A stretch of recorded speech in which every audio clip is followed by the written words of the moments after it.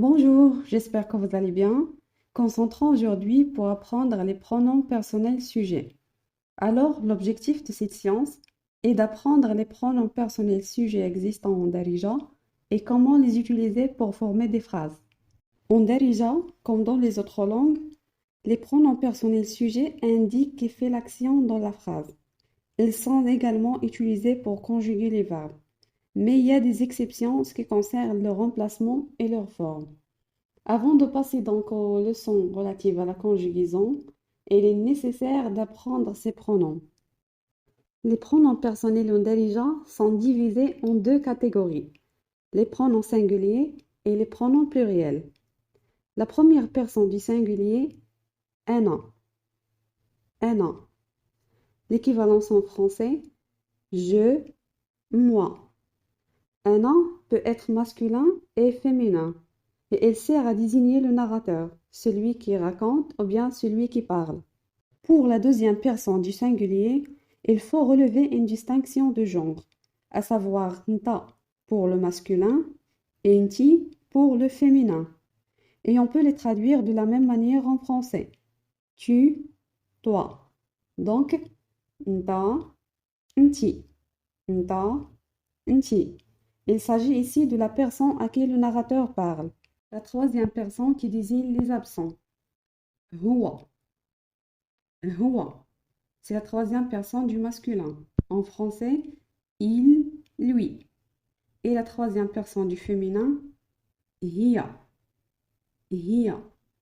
L'équivalent en français, c'est elle. Voilà pour les pronoms du singulier. Pour les pronoms du pluriel, l'équivalent de nous, c'est hna. Hna. L'équivalent de vous, ntuma. Ntuma. Et enfin, la troisième personne du pluriel, huma. Huma peut être utilisé pour le masculin et pour le féminin. Je répète les pronoms. Ana, ana, nta, nti, nta, nti. Huwa, hiya. Huwa, hiya. Hna, hna. Ntuma, ntuma. Huma, huma. On va prendre quelques exemples avec des noms et d'autres avec des verbes. Je suis heureux. أنا فرحان. أنا فرحان. Elle est gentille. هي ظريفة. هي ظريفة. Notez bien qu'en darija, on n'a pas besoin d'un verbe auxiliaire. Donc, comme dans les exemples, le verbe être n'est pas nécessaire pour composer la phrase. On peut utiliser seulement le pronom et l'adjectif. هي ظريفة. D'autres exemples avec des verbes. Nous sommes sortis de la maison. حنا خرجنا من الدار. حنا خرجنا من الدار. Il se réveille tôt.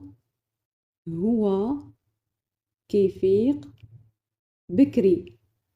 هو كيفيق بكري. Une autre remarque ici.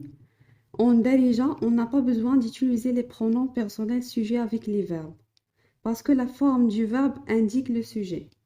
Si on revient au premier exemple, quand on dit خرجنا من الدار, c'est clair qu'il s'agit de la première personne du pluriel, donc on n'a pas besoin de la mentionner. Et voilà pour les pronoms personnels sujets, c'est maintenant terminé. À bientôt!